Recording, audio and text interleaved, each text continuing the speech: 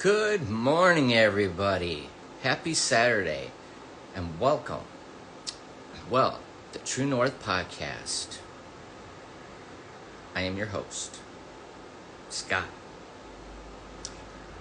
Is proud and honored, very honored, to have a special guest on today, which will be an amazing person. He is a former Navy SEAL. He's done a lot of different things and all that. Really has. Like I said, former Navy SEAL. His name's Bill Brown. Attorney. He's an amazing person.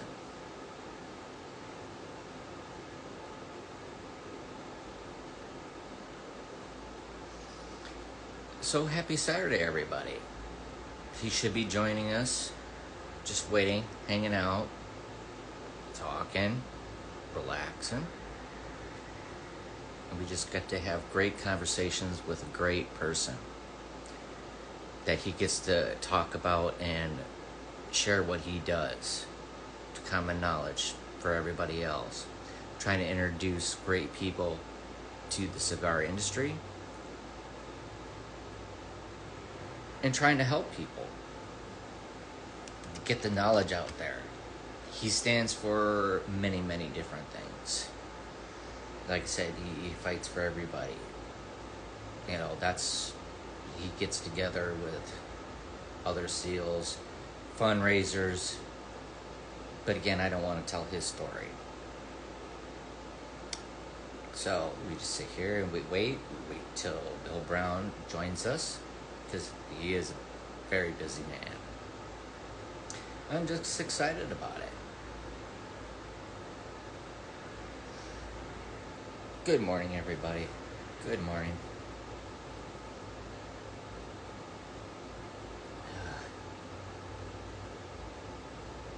So how's everybody's Saturday going? We got football going on tonight to check everything out. Tell me what's going on.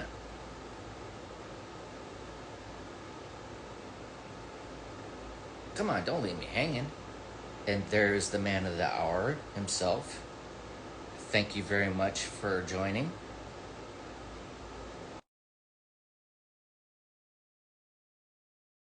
Well,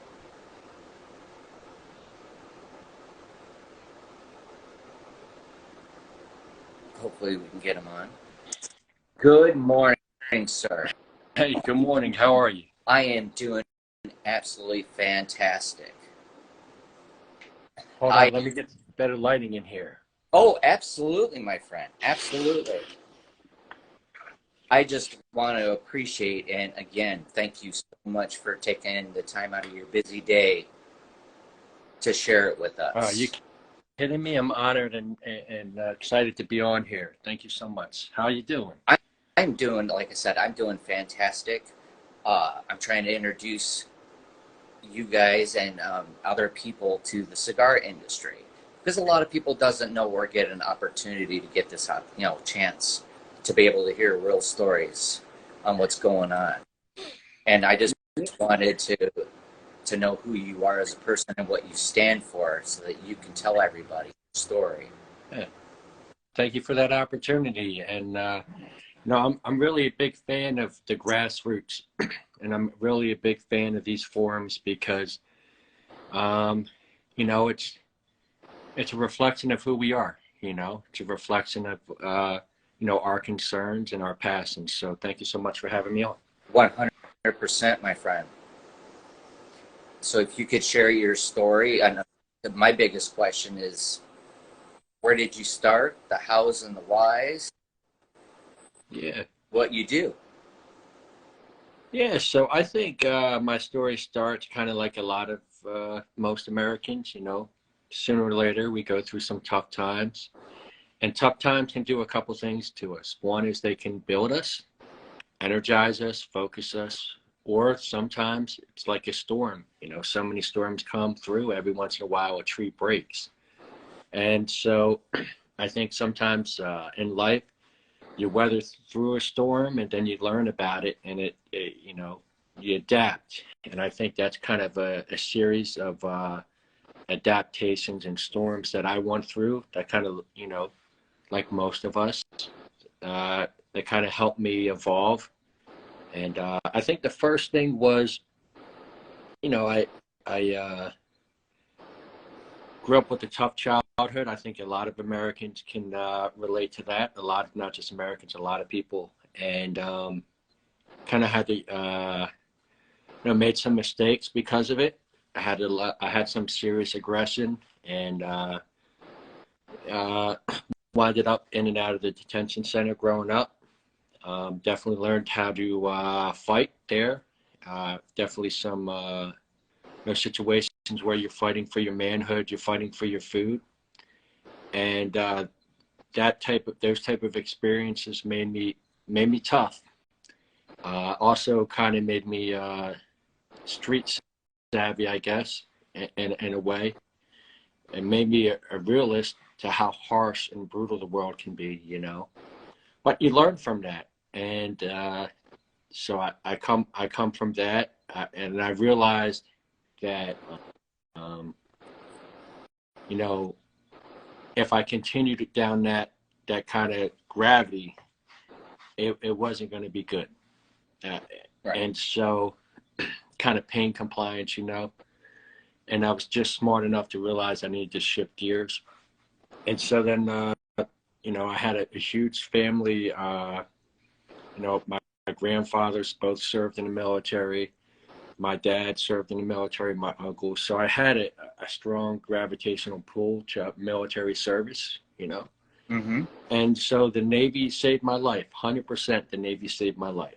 And then I was a pretty athletic guy growing up. I was dealing with a lot of things, like a lot of people are. And one of the great outlets for me, at least, was sports. And so, I was athletic. I was young and ambitious. I was very cocky at the time. And somehow I found myself in the SEAL, going through bugs. It wasn't like it is now. It wasn't a high profile outfit like it is now at all. And I got some very harsh lessons. Those guys were brutal, but they definitely they reset my compass. And then they taught me so many things. They taught me about courage. They taught me about responsibility. They taught me about grit. They taught me about continuing on when you think you're totally broken. They taught me about victory. And when you're around, I think it's one of the common denominators I found when I went to law school, and even with I work at a pretty high tier law firm. I'm trying to keep my head above water. But one of the things I found at Buds, and one of the things I found in the SEAL teams, and in law school and at my law firm, is I think one of the greatest benefits to being in a tier unit is the individuals you work around with, because you see their talent, you see their commitment level, and that can't help but kind of make you better in every which way you can think. And actually, when I think back to my time when I was in detention center and county jail, I think that was actually, I learned a lot of lessons there too. Don't get me wrong. But I think one of the things that really wrecks guys when they get caught up in that kind of like the bad spot is that now all of a sudden you're around a bunch of other guys, and it's that total atmosphere is straight negative, right? And the attributes that it takes to survive there, being ruthless, being extremely aggressive, they don't pay well off in society. They just don't. And so I think that's one of the greatest detractors of those type of experiences. Whereas being in with a bunch of patriotic, very dedicated, disciplined guys at Buds and the SEAL teams is so much different. And as far as like being in a law school, when you're around with a bunch of individuals that are focused and moving in a competitive atmosphere, but really trying to build their trade, I think it has huge compound, life-changing type of benefits. And that's one of the things, I try to tell my son. I try to, be careful with who you're hanging with, because what stream they're following, tends to have a big push on what stream you're following. So I think, we are social creatures, and there's a million different ways we have connections with each other and pull on each other. And I think it's very important to realize, what direction you're headed, what direction whatever group you find yourself is headed. And so, yeah, that's kind of my path. I got out. I got out of the military. I did 8 years. I did 3 deployments. My last one was in Iraq. It was a pretty tough one for a lot of different reasons. And I served my country with honor. I love all the guys I serve with. But I think it's one of those things where you realize, hey, it's time for me to move on another page in my life. And originally, I just wanted to be an electrician, and then somehow I found myself in that whole gravity. And then 9/11 popped off, and now I'm in it for 4 more years. And so I learned so many things, man. But I also learned that it's that type of that life is 100%. You got to be engaged, 100%. It's not. And I had a young kid, a son, and I had a wife at the time, and I really wanted to upgrade my education. So part of me thought was well, I'll get out and then I'll upgrade my education. I'll come back in. So I winded up going to college. At first I had to go to a community college. I did extremely well because, to be sincere with you, when you're competing and you're working every day with guys in the SEAL teams, the level of commitment that takes, the total discipline, the love and the passion. When a guy shifts gears and he gets out to go to college, normally, in my opinion, those guys do very, very well. Because you have this huge, one of the great things about being in the Navy is that you get used to working. Like your lifestyle, you have a lifestyle of working. It builds a good work ethic. And you also get to see the world. Like I've had so many adventures. I've had so many epic times, man, all over the planet with great guys and a lot of beautiful women too. And so you transition, all of a sudden something happened to me where for a short period in my life, I fell in love with learning, and I peaked in undergrad. And one of the things that happened was I ran into a lot of liberal professors, students that were just in wacko land. A lot of it is because, they're getting a message from the professors, they're getting a message from the college administrators that's what they want them, it's like the parrot technique, that's the message they want them to put out there. And they're very susceptible because of their grades and everything else. It's an institutionalized environment, actually. It really is. And there's a lot of propaganda there, and these young kids are very vulnerable. And so it was wacko land, to be honest with you. And some of this stuff was there's no other way to put it but anti-military, like 100%. And some of these professors, some of the things they were saying were just totally insensitive and wrong. And so I found myself being an advocate for veterans. I've had a lot of accomplishments doing that. And one of the kind of cool things about being a veterans advocate is that in a lot of life, you're not sure exactly what's the right read, because a lot of things are complicated, But as far as that, I knew it was right. And then the other thing, to be honest, I had a lot of friends that were still in, and I had plenty of friends that unfortunately got killed, and I kind of felt guilty that I wasn't still in the fight. That's 100%. I felt really guilty. Like, here I am, upgrading my education and doing all that stuff, and hooking up with beautiful women all over the place. And I was like, my brothers are out there putting in work, risking their lives every day, going through all that. I figured, well, I'll be the best cheerleader I can, and that's what I was. I became a pretty successful veterans advocate. And the truth was, I became a veterans advocate, a good one, because I was I was passionate about it. Like I knew it. Like I knew it was we needed a champion, you know, and and so like I had love into it. And I think when I talked to people, when I advocated, and I got up and organized different guys that got behind me, you know, that builds a team, man, and that helps you get victories because people see like it's true. They see the love and the passion in it, and they know what you're doing is right, and you know it's right. So I've always been pretty passionate about that. One of the great things that the military taught me is Mm-hmm. it taught me about how to deal with stress, because in the SEAL teams and in buds, you're working out all the time, and even when you're training up to go to buds, like you're almost like a professional athlete. You're working out so much, and it was a very great stress reliever for me.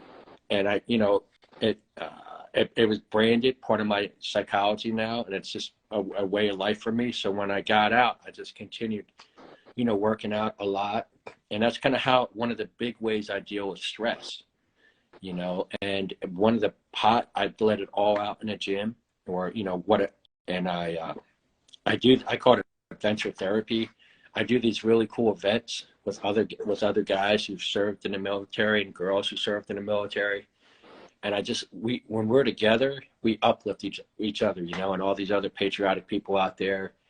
And like it's like a booster for me every time when I go to these events. You know, we do like swims, or I climbed a couple mountains with, you know, my friends, or I did some awesome kayaking trip with Operation Deep Blue from like Pennsville, New Jersey, all the way up to Chesapeake to Washington, D.C., like 8 days. Like, so I do these really great events with like police officers, firefighters, and veterans.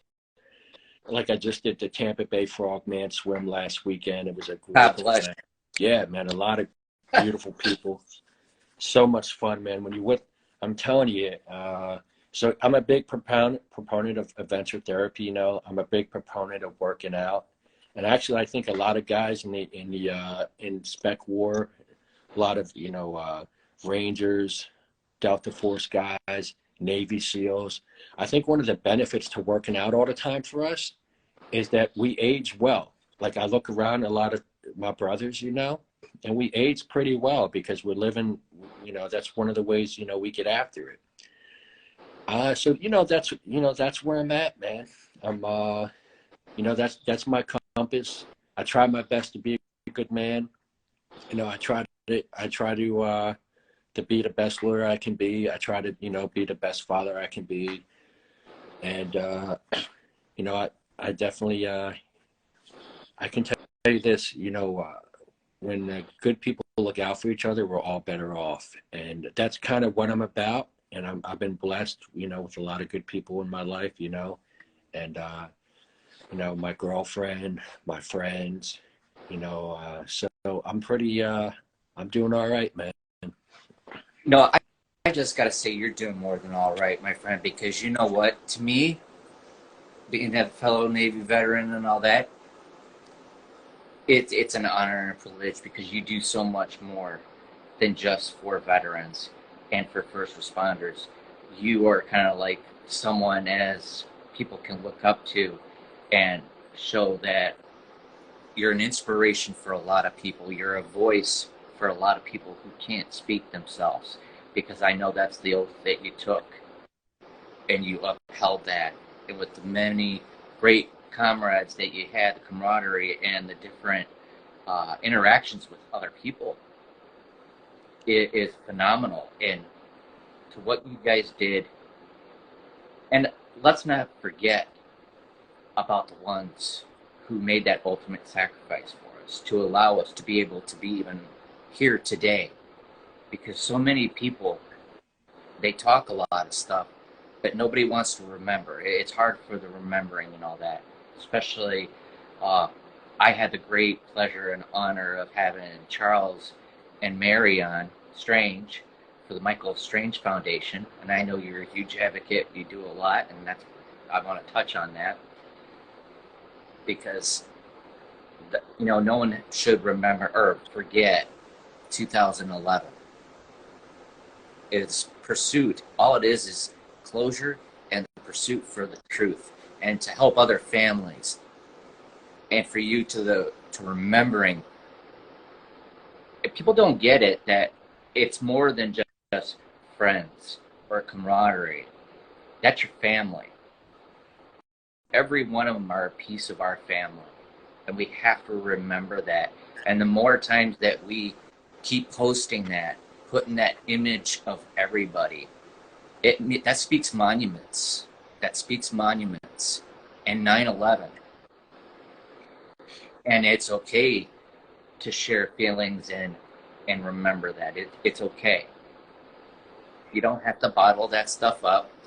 And I wanted to ask you, you don't have to answer and all that, but as a father, how was that like for you and for your mental health yourself?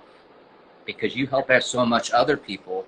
How was it with, how did you fight it with your mental health and handle that? You brought up a lot of really great points, I one of the things I look at that movie Saving Private Ryan, at the end, and he's talking about, well, he's given respect and love out to, all his brothers, that put it in for him, and he said the best thing I can do is try to live the best life I can, the best honorable life, and I think, to me, like, that's I remember, I there's a lot of beautiful men that I grew up with, that I trained with, I went to war with, I partied with, at, you know what I mean, like a billion things we've done, you know what I mean, all the times had dinner at my house, had dinner at their house, all the times we went partying together, crazy workouts together. Like, these are young, beautiful men, man. Good looking men, in shape men, intelligent men, patriotic guys, And and so I know, like, and I know. And then I think, I think about, and I look at, like, so I was at Tampa Bay, and I had a meeting. I, Brian Bill was in my last platoon, when I was in Iraq. And his father, Scott Bill, and his wife, Jennifer Bill, graciously offered their home for me and my buddies to stay at while we were down in Tampa.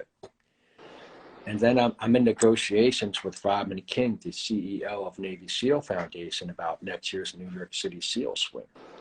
Now, Brian Bill's dad, Scott Bill, runs a foundation, the Brian Bill Foundation, to help other veterans go, specifically veterans dealing with mental health issues, And, they're reviewing my contract for me. I have my meeting with Rodman King, and I asked them to come sit with me. Why? Because, Rodman King's, she's a beautiful person. She's also very, very intelligent, successful in running a SEAL Foundation. And having, the Bills with me at that meeting was huge. Like, there they were supporting me. You know what I mean? Like, and then you think about Charlie Strange, and Mary Strange. They're beautiful people. And they do another foundation, the Michael Strange Foundation, where they specifically help other Gold Star families. And it's such a beautiful thing. I was talking to Charlie this morning, and he was telling me they got some big event coming up. And he was telling me about the background stories of a lot of the Gold Star families that were there. And I can't tell you how, as one of the heaviest things I've ever heard in my life. And here's a guy, here's two families, that lost their sons, man, their loved sons, and here they are, both giving back. One's giving back to other, veterans that are dealing with mental health issues, and the other's giving back with Gold Star families that are having mental health issues. And so I look at beautiful people. I'm so honored by their friendships. And I think of mental health, to be honest with you, I think everybody, you don't have to be a veteran or go to war. Everybody goes through mental health problems. I was talking with this English guy, out at Tampa Bay. He's a really talented photographer. His name's Baz, down in Tampa Bay, and he's got a passion for helping for mental health. And I was telling him the same thing. I was like, everybody goes through times in their life where they're dealing with some really tough things, and it's just beating them up mentally, like breaking. And we've all been there. I've been there, Trust me, I've been there. And so I have no stigma on it. I think it's natural. We've all been hit. Life will kick you in the fucking dick, bro, and stomp on your head. And we've all been there. And so I look at it like a beautiful thing to realize that and to, help each other. Now, one of the things I do with my buddies, and one of the things they kind of do with me too, is we kind of call it like a radio check. Like I can tell you this, and this is something, I got a friend of mine, I'm not going to drop names, man. This is a beautiful, beautiful man. I love this guy. Man. But man, he had a hell of a year. He lost his mom. His sister committed suicide. And then his dog died, So he's going through all this drama. I mean, some hard hits, And he's a SEAL. And here he is calling me up, seeing if I'm all right. You know what I mean? Right. And so one of the things, you got to realize, and that's one of the things I tried to talk to him about. It's like, hey, you got to realize, I appreciate you giving me love and looking out for me, but you got to realize you're going through a lot too, And I think in some way we're helping each other, You are helping each other. And I got to spend a lot of time with him recently, and it was really good for both of us, and another buddy of mine too. And I think that's what you need, And I got another buddy of mine who's he's got this crazy ex-wife, man, and she's put him through hell. And you know what? This guy is a beautiful man, and he loves his kids. And these liberal judges fucked him all over, man. Just totally fucked him. And I can tell you this: there's nothing worse, I think, than a good man who loves his kids, and he can't be around them. And that's what she's doing to him, And it's eating them all up. It's eating them up, tearing them apart, So I gave him, I saw a post that he threw up there that I thought was, raised the flag, So I gave him a call and said, hey, what's going on, brother? What's going on? And tried my best to, sometimes you're not going to fix everything a guy's going through. You're just not. But I did my best to kind of did my best to say, hey, man, I'm here for you. Kind of, cross-reference some things, kind of put it in perspective, give them the best advice as far as to win. And, sometimes here's the thing, when I can tell you this, when you're going through a lot and you get some asshole that's talking shit to you, right? And just the wrong time, and you got all this aggression, and you can pop. And trust me, I popped. And that's one of the things I learned in the teams when you're dealing with a lot of stress, right? So we hold it when we have to, right? We hold it when we have to, but it's still there. And then you get back from doing stuff, it's still there. And all of a sudden, this is the thing about drinking, right? Because I found with myself, when I'm dealing with a lot, and if I drink, all of a sudden it comes out when I'm not on guard and I'm not ready. And then I'm like, holy shit. And that's why for me, it's like, I gotta work out. Like I gotta get intense in the gym and not bullshit myself. Like I have to be real with who I am. Like, yeah, I'm dealing with some straight hard demons, right? Some shit that I know I'm wrestling with. And that's why I have to work out. I gotta get, and I don't mess around with it. Like I get real in the gym because that's what works for me, The other thing that works for me is like adventure therapy, being with really good people and doing some fun stuff for a good cause. So that's kind of where, that's where I'm kind of at. And I try to look out for my brothers, and I know they try to look out for me. And, with a lot of the other things that are going on in the world today, that almost kind of make it like a good man isn't a good man. The way they try to stereotype things, like think about the defund movement on police. There's all these Oh, beautiful men and women put their lives on the line every day, and they try to make it like they shouldn't have pride in their uniform, like they should be proud of their courage and commitment and sacrifice and love every day, right? They did the same thing with veterans in Vietnam, and to be honest with you, they still do it now. But they're a little more tactful about the way they do it, especially in the professional world. But trust me, it's there, man. And I deal with it a lot. And so, there's so many different things out there that I think good people can kind of get like beat up on. Like, to be honest with you, now I got a beautiful little girl, and I went to the library, Rutgers Law Library, to get a book. And there's all this like hate stuff about like white girls and white women and white fragility and stuff. They're pushing all this racial bullshit out there. And I was like, oh my God, man, I got a little girl. Like that's wrong, man. Like that's not, and then guess what happens? You speak up about it, and they try to paint you as something that ain't true. Like I'm just a good man, and what's happening there ain't right. And one of the things I learned in the SEAL teams, they call it raising the bullshit flag.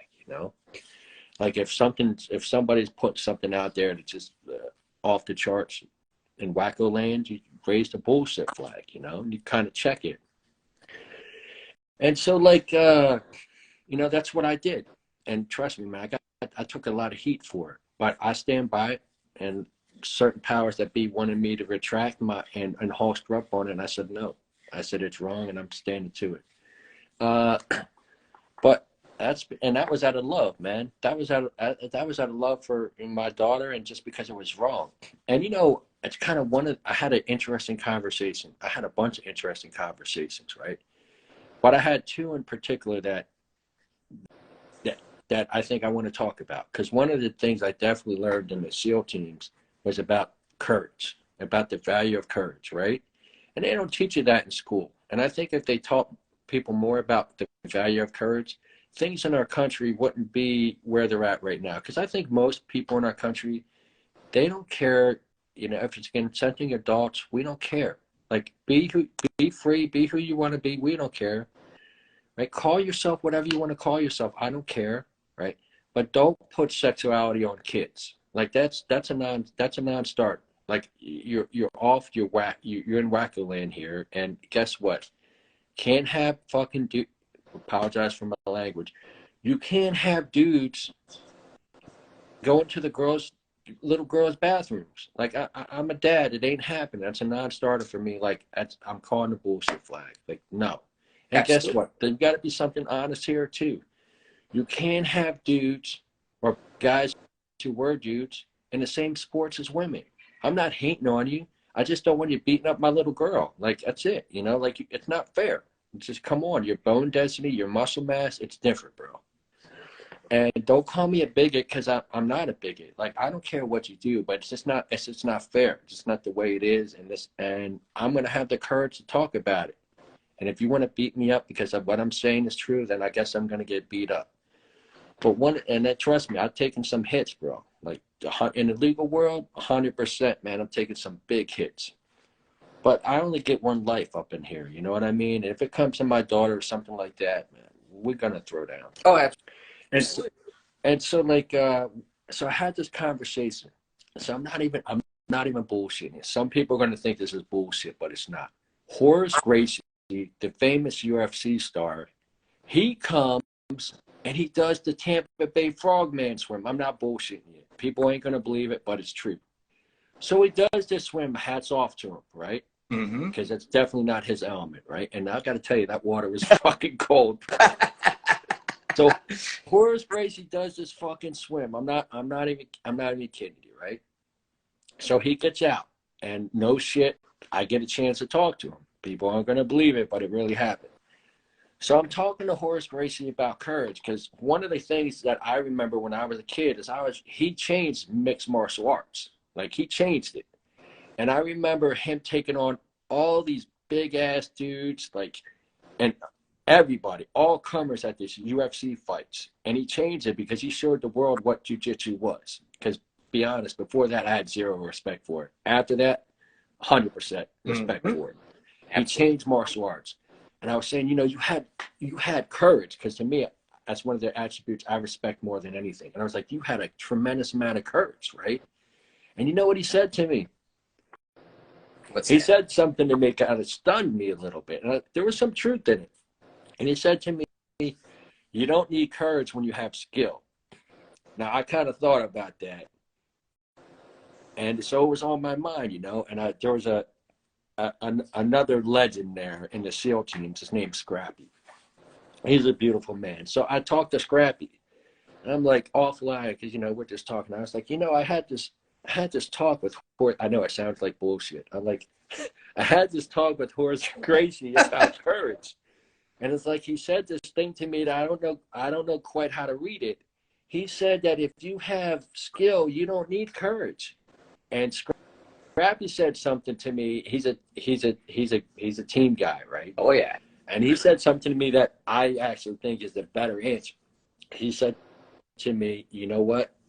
One is none, two is one. And that's kind of like a SEAL saying where, like, with explosives, we would always put in two blasting caps in our explosives in case one didn't go, the second would. And the other way, the one is none, two is one saying is like, we're never alone. You're always going to have a swim buddy with you. And so what he was saying there was kind of slick way of saying is like, look, you need both. It's better to have both than just one. And so I think that's pretty beautiful thing, but it kind of brings to a lot of. So I was talking. I was recently asked to talk about some of the things that are going on with the political world, And one of the things I talked about is I said, we learned from Trump. We learned you absolutely have to fight back. You absolutely have to stand up for your rights, right? He did that right, but he kind of fucked himself up a little because he put his foot in his mouth a lot, right? And he made himself an easy target. And so it's like, I said, fight like Trump, but hold the moral ground like Martin Luther King Jr. I think that's the right combo, right?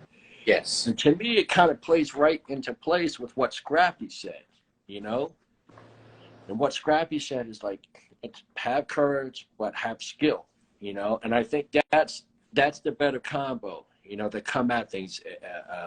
You can't, no doubt skill is paramount, right? There's a reason why David beat Goliath, right? He didn't just pick up that slingshot the first time. You know what I mean? Like he used to be whacking wolves to protect his sheep with that. So he's pretty skilled at it, right? But definitely, I think one of the things we definitely need to pop off and start speaking up about things and taking a stand. But we got to do it skillfully. We got to do it in a way that we can't come across as unreasonable. Can't come across as radical. But we definitely have to speak up because now things are getting to the point now where you got to speak up.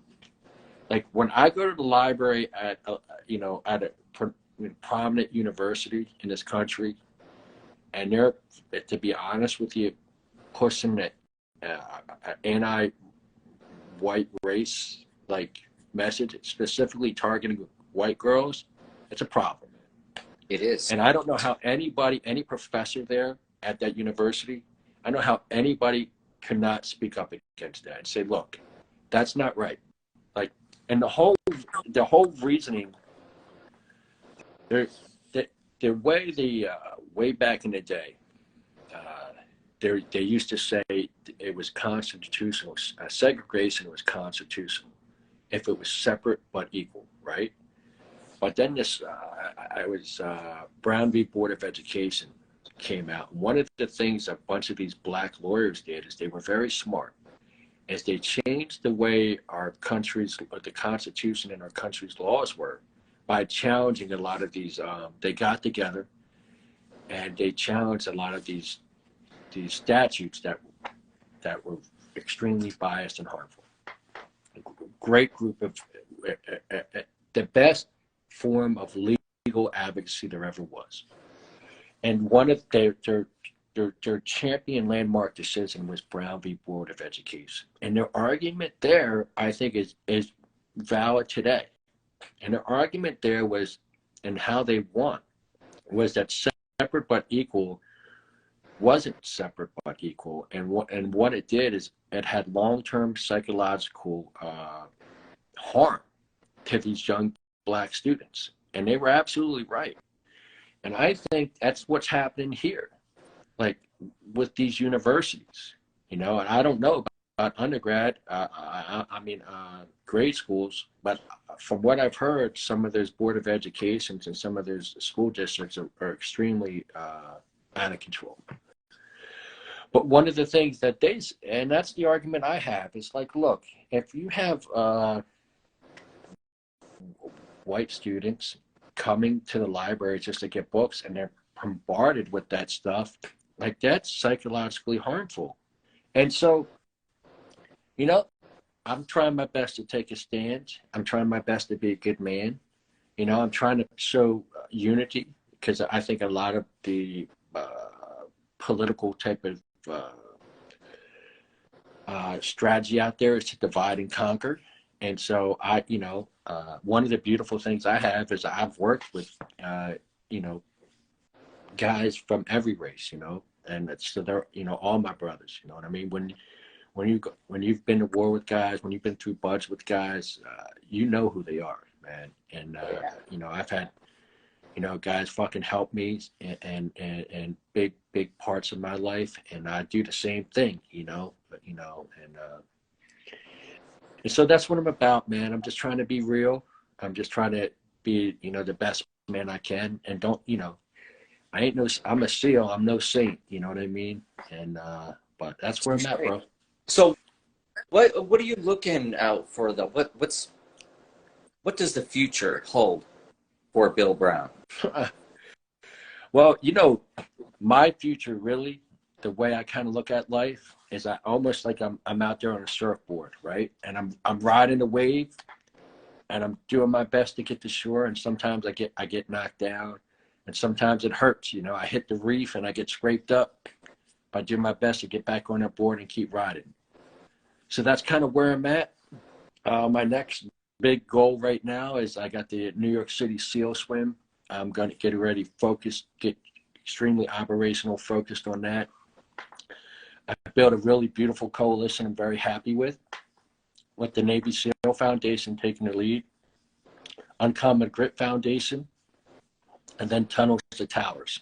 So, and each one of those groups, in my opinion, represents a scope of individuals and communities that they help that I think are beautiful, and put them all together, and it's just a beautiful thing, and I'm really very proud of that.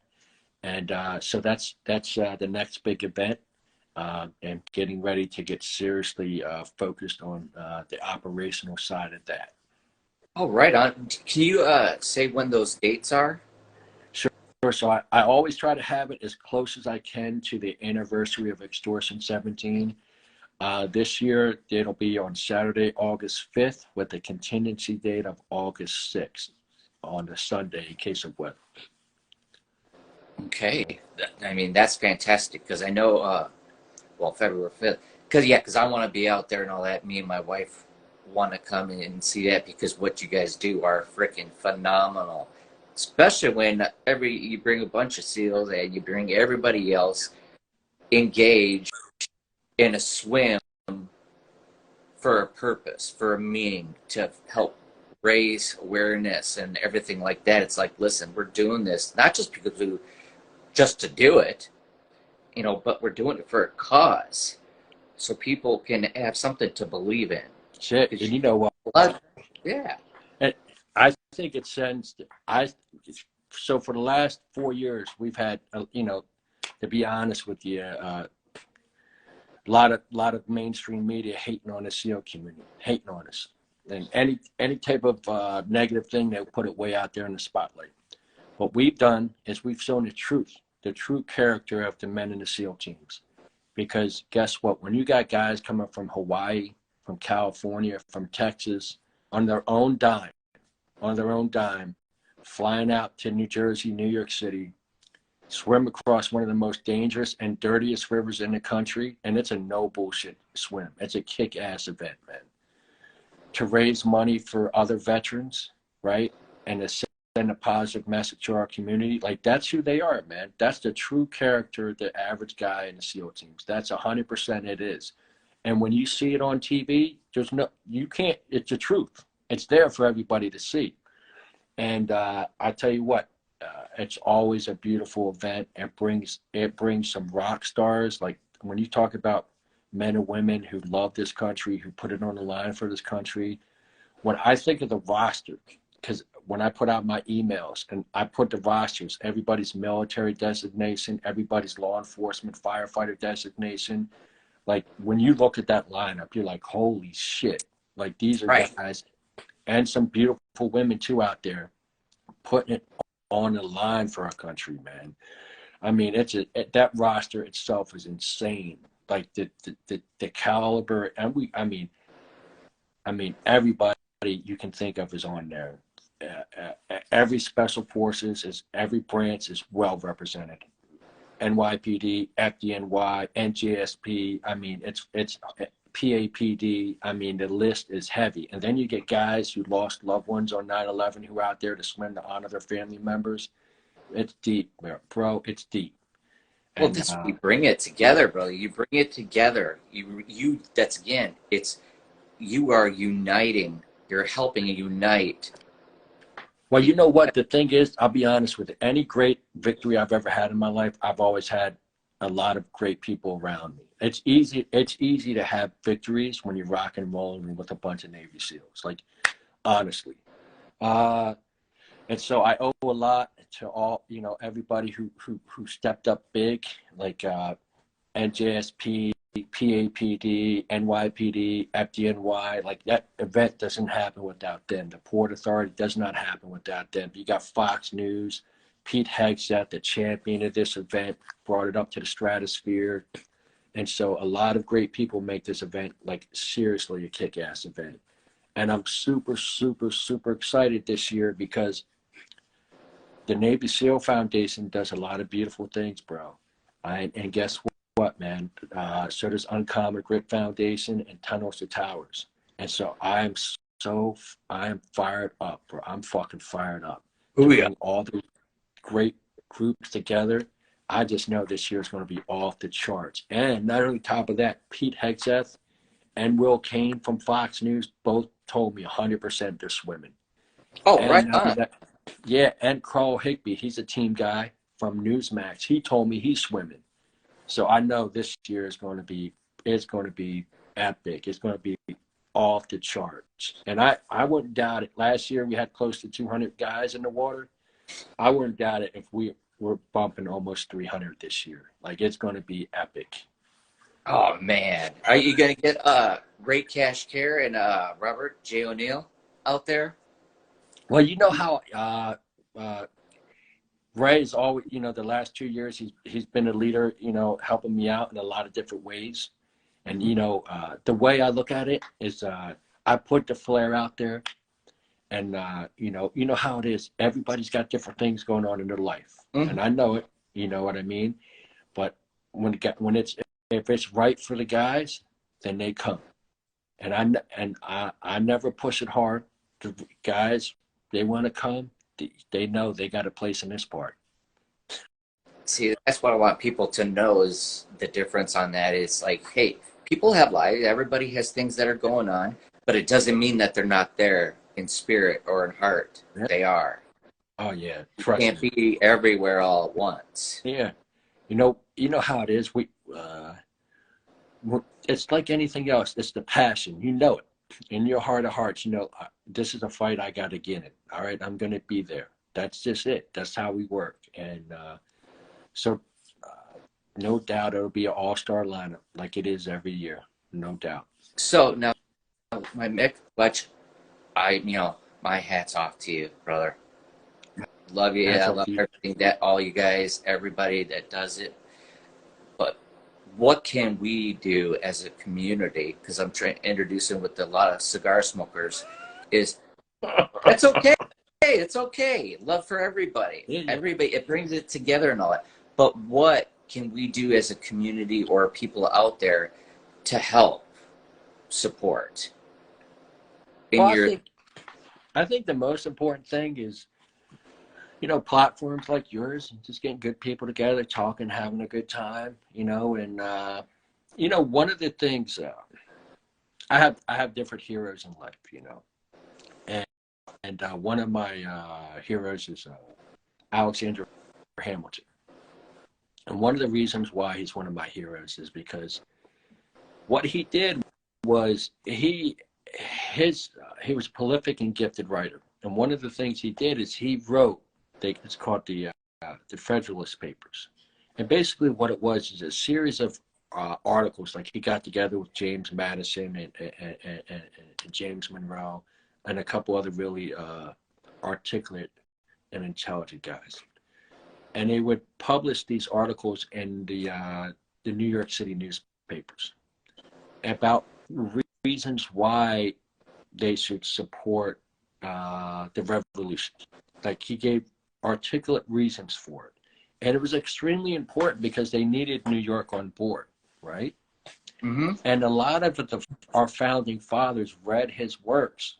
And basically, when your positions are on writing, it's different than when we're just talking, right?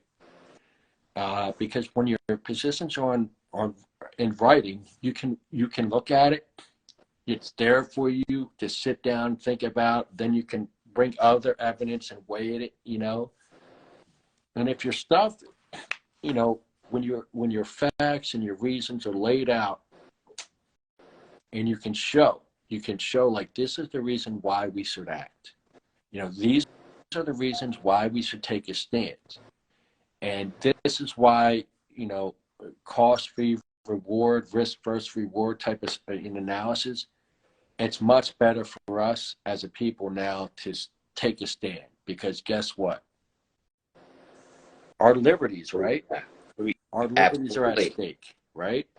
And so that's what I'm about, man. Hey, the truth is the time to start advocating for your rights and your freedoms and civil liberties isn't when the enemy's over your city walls. That's too late. And so I think for grassroots, real grassroots is just people out there talking and saying, hey, what's happening here? There's a point where we got to say, and it's time to take a stand. All right. When you start sexualizing our kids in school, it's time to take a stand. All right. Yes. And that's where I'm at. And now I want to do it in a reasonable, legal matter, you know, but I want to teach people how to courage. Have the courage, but also the skill, right? The courage and the skill. Don't don't put yourself in a position where they can, you know what they're going to try to label you as a, you know, everything they can, a racist. They're going to try to label you as, you know, what, you know, a bigot, everything else. Well, I'm not a racist. I'm not a bigot. I'm a man who loves his country, who loves everybody, but I believe in the ability of freedom of expression. I totally believe in it. I believe there's nothing wrong with having the right to protect yourself. Like what type Right. of right? What rights do you have really if you can't express yourself? Or what rights do you have if you can't protect yourself if you're in harm's way? Do you really don't have any? If you can't do those two things, you really don't have any rights. Right. And And protect your family. yeah, and guess what? I'm not a racist for saying that these books that you're putting out there, they're harmful to kids. Like I'm not a racist for saying, look, I don't care what people consenting adults do, but let's not push sexuality on our kids in grade school. All right, let's wait at least until high school. Like I'm not wrong for that. No. But I know where they're at. I know how they're going to paint me a picture, so I'm not going to do anything that's going to make it easy for them, right? I'm going to have the Mhm. courage to speak up, but I'm going to have the skill to do it tactfully, right? I'm going to do the scrappy tactic, right? Courage and skill. Yeah. I'm gonna open up the comments and all that, and just so you know, if it does shut down, I will restart another one if that's okay with you. I just don't want you to get cut off. I want you to be aware All right. because I know there's people that would love to come on. It's been about you, and I wanted to hear your voice and what it means. And again, right there, brother, all the freaking way. And let's see, turn on commenting. Let's see who's all there. Is it all right with you if I brought somebody in if Sure. they want to talk to you? Sure. I'm all about it. Like I said, I appreciate everything. Actually, well, if he's still on, they live in New York. There's other people too as well. Now that you can see the comments and everything like that, nobody's commented because it's all about listening, having that voice, being honest, and stand up for what you believe in. Stand up for the people that can't stand, that don't want, that are afraid to stand up for themselves. Be there. You're right, but here's what you think about lessons in courage, right? You think about Leonidas in Thermopylae when he stood there at the Hell's Gates against the 300 Spartans against all the Persians. Now he lost that battle, and every man was killed to a T. But he did a couple things. One is that battle deterred the Persians, and it slowed their advancement. The other thing it did is his courage inspired others to take a stand, right? So the truth is that, and a lot of things, especially what's happening today, is look, you might get canceled. They canceled the president, and they canceled a lot of my friends. You might get shut down, and that's the truth. And they're going to try to do that to you. But the truth is that if your courage can inspire others to take a stand, and I think that's what I'm geared about. Like, okay, I understand that I might get canceled 100%. I see it. It's happened to other people, can definitely happen to me. But I'm all right with that. It's not going to stop me from taking my stand. And if I get canceled on one platform, I'll try to raise up on another platform. And guess what? The other thing, too, is kind of how Christianity spread through Rome. When the Romans saw the courage of the Christians, and they saw how how they were being wrongfully prosecuted, and inspired others. And so it's not a short-term game here, but we definitely need courage, and we definitely need skill. So that's the two targets I'm trying to hit. Got you. I'll keep on having my voice and standing up like the Compass Rose. That's my company and all that. Veteran. We're doing a donation and to the Michael Strange Foundation and to Charles and his wife Mary. We're doing 2 shadow boxes. One that's personal to him, on behalf of us, to him and them, for his family, and then one also for the foundation as well. And again, I'm a shareholder of Armed Forces Brewing Company. Robert J. O'Neill, all of them, great beer for everybody, American. And trying to put the word out there and bring people together and have voices and introduce different people into this. You're doing it right, man. And think about this. You're doing it so right. Be Johnny Appleseed on it. And here's the other thing. Be Johnny Appleseed and remember the truth. The truth is, man, look at David v. Goliath. And here's the thing. It's always a guy that hits you don't think that's going to hit you that takes you out. That's the truth, right? So don't ever think you can't be that guy. Don't ever think you can't be the guy that changes the whole map. And because it's happened throughout history over and over and over again. So be John Appleseed, spreading the message, just out there being a good man, but talking about things that need to be talked about in a way that shows you're a reasonable and good man, right? And then 2, just keep it up. If they shut you down here, they rise up somewhere else. But just because you know what? That's what's happening. More people need to speak up and speak up in a way where they can't paint us as something that ain't true.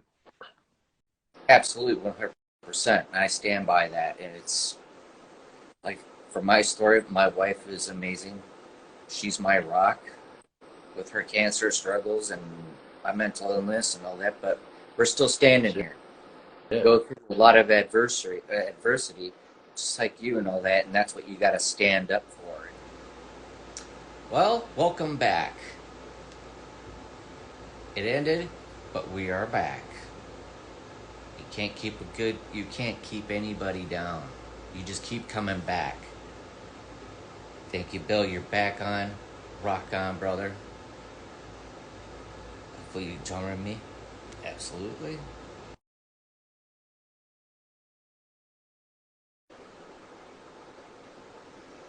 And I just want to say thank you for everybody that was listening, and hopefully you guys come back on.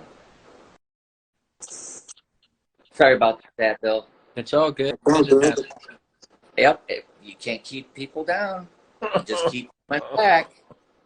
I'm back. Come back stronger than ever. That's it. You You should. know, I that's just it. want to say thank you for jumping back on and all that. I appreciate you. I appreciate you too. And uh, you know, uh, our country is diverse, right? And diversity is a beautiful thing. But diversity also includes our voice as well. And so let your voice be heard, brother. Amen. Greetings from Canada. All right. See, that's what I love about this platform is people don't realize it's not about money or just one thing. It brings us together, and that's a beautiful thing. You reach out, and if you listen, we have all the technology to reach out to everybody, and to be able to use these platforms in a positive way it speaks monuments that we didn't have prior to that. So utilize everything that you have available now, and don't be afraid. Don't be afraid. Like you guys, I know there's times when you have fears of, hey, am I coming home? How's my kids doing? And or how's anything going? But guess what? That fear, you use it to your advantage. It means you're human, you're alive. But I'll let you talk on that. Yeah, I think you're right as far as technology, using what you can. Uh, it's kind of the commando way, right? Anything and everything, accessible as fair game. And also, you're right as far as you get knocked down, you get back up. If they get shut down or canceled, it's all right. We'll just move to another platform. Diversity is a beautiful thing, and that's going to include our voice too, and we're going to speak up and use it. And so I'm 100%, bro. I'm 100%. Be a good man. Be reasonable, but stand up and articulate yourself in a skillful way. And so that's what we're about. It's what we're going to do. Have fun, kick ass, and enjoy life too. Right on. See, people are talking. Like I said, it's fantastic. And again, thank you for sharing this day with me and all that. Because I know it's Saturday, but it's beautiful to be able to have this Better opportunity. see your ass in New York, bro. Oh, yeah. Me and my wife will definitely. I just need the information from you and all that because I have a what's called traumatic brain injury. Got injured, so my memory is like really bad. I write things down like all the time, but that's what I try to do is get out there and stand up and to be able to show good faith for everybody. Like, hey, we come together as a team. That's right. And you grow from that, and you lift people up. We talk about courage, right? There's a lot of different levels to courage, right? And having the courage to be real, like, just what you put out there, you deal with some mental issues as far as memory and things like that. It's all right. You know what? We're all dealing with, we all got our own crosses to bear. And like I said earlier, I think everybody deals with different times in their life, going through some real mental issues, struggles, real hurdles, things that beat us up, and just tear us apart like piranhas. But when we look out for each other and we're real about things, it helps us all heal and move on. So, man, my hat's off to you for your courage. Thank you very much. But, and that's the best thing. Everybody has it. It's like me. What you were talking about earlier is even though I'm going through things, or I have my wife with her cancer and all that, and guess what? I reach out and I do a phone check to everybody, and it's like, hey, how are you doing? You all right? You That's doing the way good? to do it. I haven't heard you. You know, I want to hear your voice just to make sure you're all right. That's what we do. We call it doing radio checks. It's exactly what I do with my buddies, You, man. And sometimes they do it with me, and I know it's out of love. You know what I mean? And sometimes I need it, to be honest with and sometimes even calling bullshit. you. Call you on your bullshit, because sometimes we all have Well, it. It's I like, don't like that, bro. hey, it is what it is. We're all human, right? Yeah, Oh man, I absolutely love it because I have friends out that'll sit there, and true friends that'll just call me out on it. Say, "Whoa, bro, what are you doing?" We all have to. Well, I don't know if we're all human, but most of us. So, man, it's just fantastic. What is it like to swim in the Hudson, and where do you guys go? Well, as long as I dodge those rubber jellyfish, it's all right. Yeah. Oh Lord. No, it's a beautiful thing, man. When you got so many beautiful men and women with you in the water, you're fired up, man. I'm telling you, because we start at the Empty Sky Memorial, which is on the north side of Liberty State Park, and it's basically a silhouette of how the Twin Towers look from the Jersey side. Mm-hmm. And inside the middle there, they have the names of all the fallen, right? And so we started off, we have all these fucking ripped up, jacked up American warriors lined up with American flags in there. And then we get some hard-hitting guys who put in some serious work for our country, say a few words. They get you super fired up. And we got a couple police officers with us in the middle, right? Because we want to give love to our brothers and sisters in blue. And so there, I'm telling you, you're fired up. And you got all these patriotic men and women around you, all these great, beautiful people, right? And you get a gorgeous girl to sing the national anthem, right? So you're ready, bro. You're primed. And so then we do a jog along the walkway to Flag Plaza to the south side of Liberty State Park. The Empty Sky Memorial is on the north side. And I gotta tell my guys to slow down because they're jacked and they're jacked up. They're like ready to go, So I gotta keep the pace slow. And so that, because I don't want them to off gas everything, you know what I mean? Mm-hmm. And so it's a slow, we call it a butt shuffle run. Run right by Ellis Island, Statue of Liberty over your left side. We get to Flag Plaza, we change out.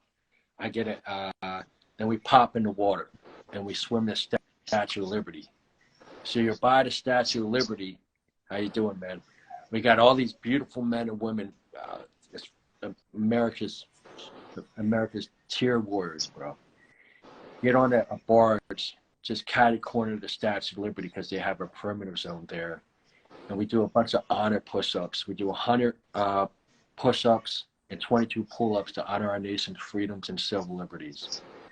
Then I get a head count. I make sure my guys are kind of rested up a little bit because make sure the slow guys the guys who are a little slower at the back of the pack, make sure they got a chance to recharge. Pop back in the water, you swim to Ellis Island. At Ellis Island, we got a barge right off the perimeter there.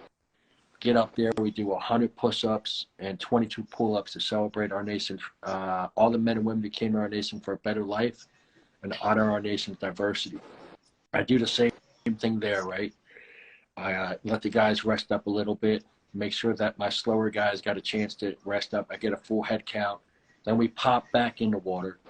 And now we got the long stretch all the way into lower Manhattan, right? You can see Freedom Tower. I kind of use her as a guide. When we come into South Cove Marina in lower Manhattan, got a bunch of fire trucks there, a bunch of American flags there.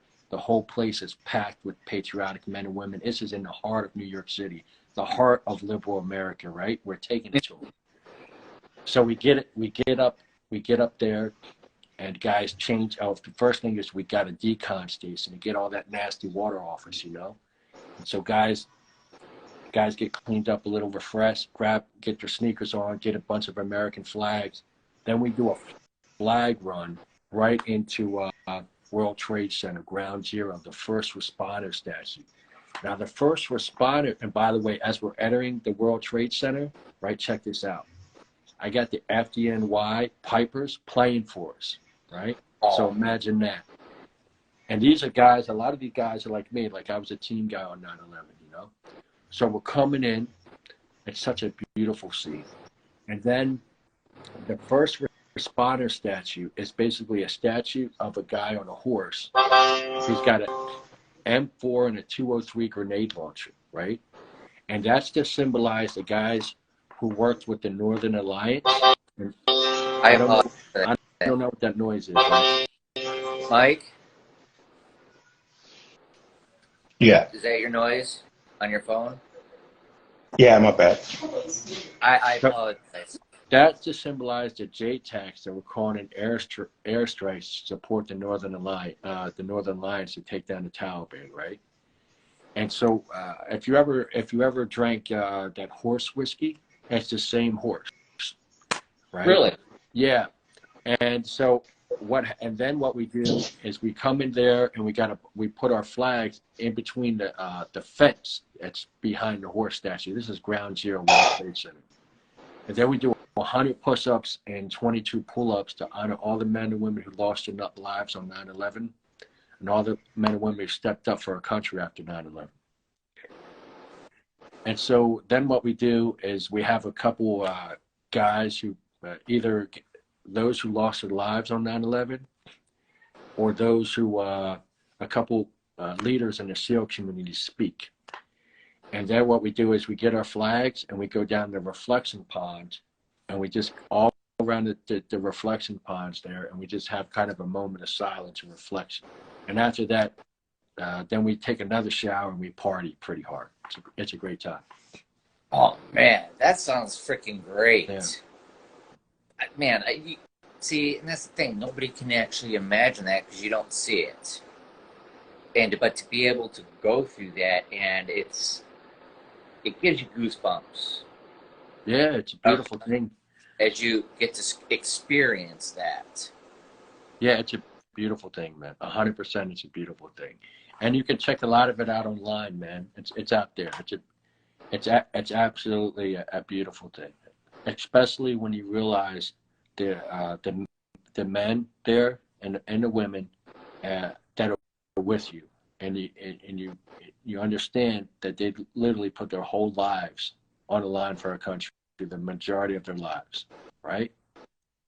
And the people that are with you, like the people that get up there and talk, and they're swimming because they lost, their brother, or they lost their, somebody they loved on 9/11, and they're swimming to honor their name.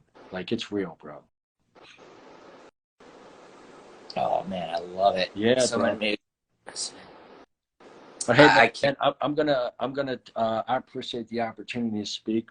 Thank you so much, and I hope that all your audience has a great weekend, and I hope you guys have some great adventures. And I would love to see you guys in New York City. It'll be August 5th this year. It'll be an epic event with beautiful people.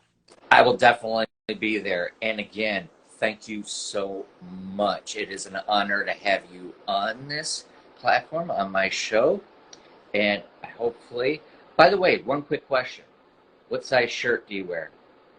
Oh, I thought I was gonna say I like girls, and no, I don't give reach arounds.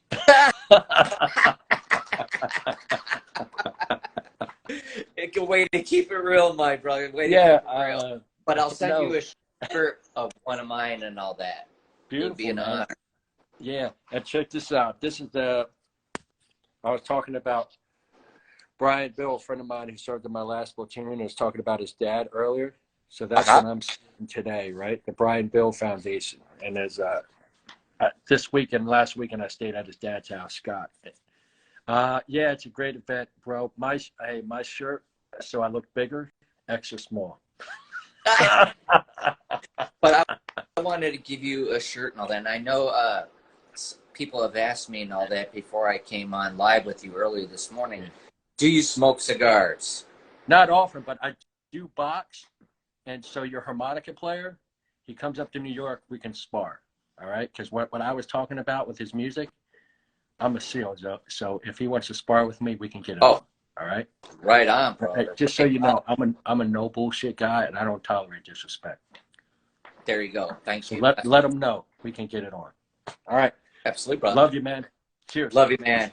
Peace right. be with you. Peace Godspeed. Godspeed. Thank you, sir. All right, bro. Oh, man. Freaking there, everybody hears it live. I'm still live. But there you go, everybody. That was Mr. the amazing man, Bill Brown of SEAL Teams. He's a fantastic person.